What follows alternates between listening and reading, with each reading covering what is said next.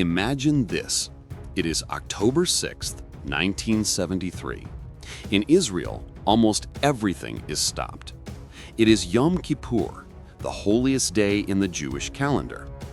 The streets are empty, radios are quiet, and suddenly, the sirens start to scream. Within minutes, Israel discovers that it is fighting for its life on two fronts, against Egypt and Syria. How could this happen? And why did this short war, just 3 weeks long, change the Middle East forever? 6 years earlier, in 1967, Israel had won the Six-Day War. It had taken the Sinai Peninsula from Egypt, the Golan Heights from Syria, and also occupied the West Bank and Gaza. For many Israelis, their army looked unbeatable. For the Arab world, it was a deep humiliation. Egypt lost the Sinai. Syria lost the Golan. Their official message was simple: what was taken by force will only be returned by force. Between 1967 and 1970, Egypt and Israel fought the war of attrition around the Suez Canal. Artillery duels, airstrikes, commando raids, but no clear winner.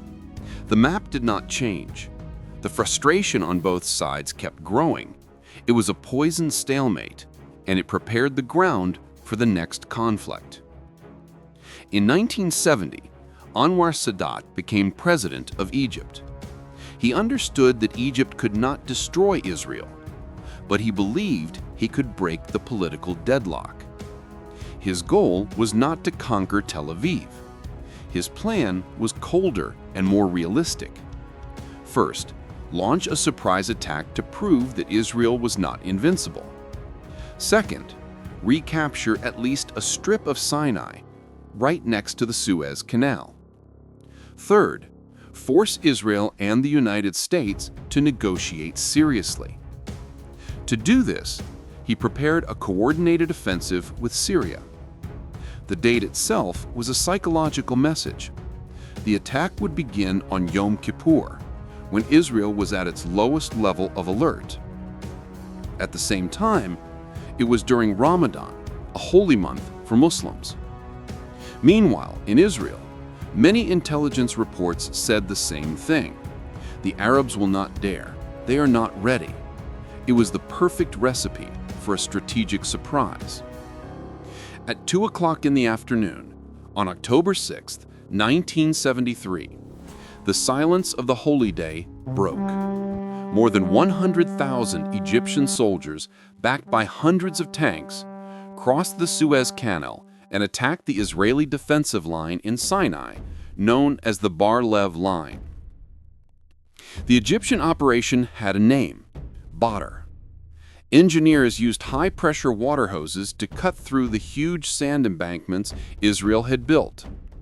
Infantry units crossed in waves using small boats and bridges.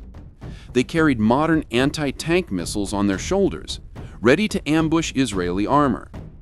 Very quickly, thousands of Egyptian soldiers were on the eastern side of the canal, holding a narrow but solid strip of land in Sinai. At the same time, in the north, Syria launched a massive offensive on the Golan Heights. More than 1,000 tanks and heavy artillery moved forward against just a few Israeli brigades. For the first time since 1948, Israel felt genuine fear. The Golan is only a short drive from the Galilee and from the heart of the country.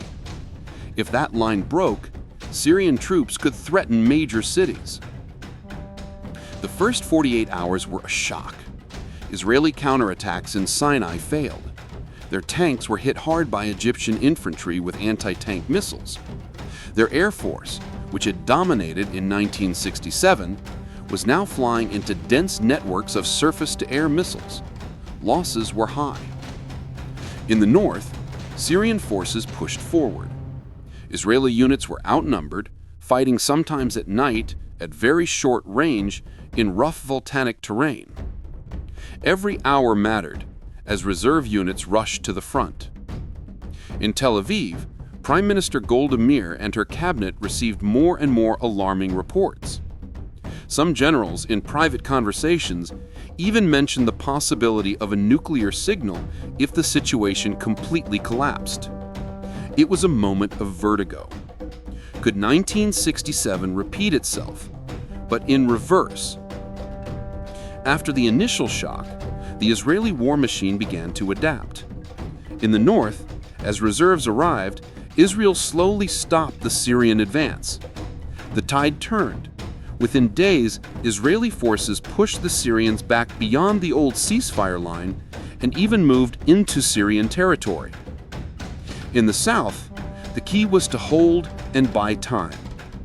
On the 14th of October, the United States launched Operation Nickelgrass, a massive airlift of weapons, tanks, and ammunition to Israel. Cargo planes landed day and night.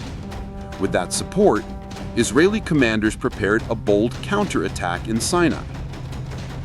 They looked for a weak spot between Egyptian armies. Then they did something unexpected. They crossed the canal in the opposite direction.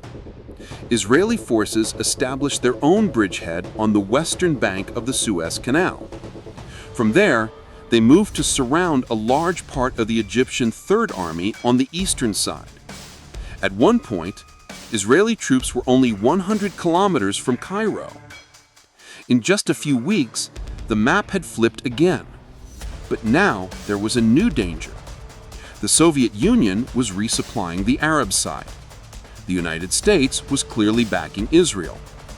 Tension between the superpowers rose sharply. No one wanted this regional war to turn into something bigger. Under this pressure, the United Nations Security Council called for a ceasefire and for negotiations.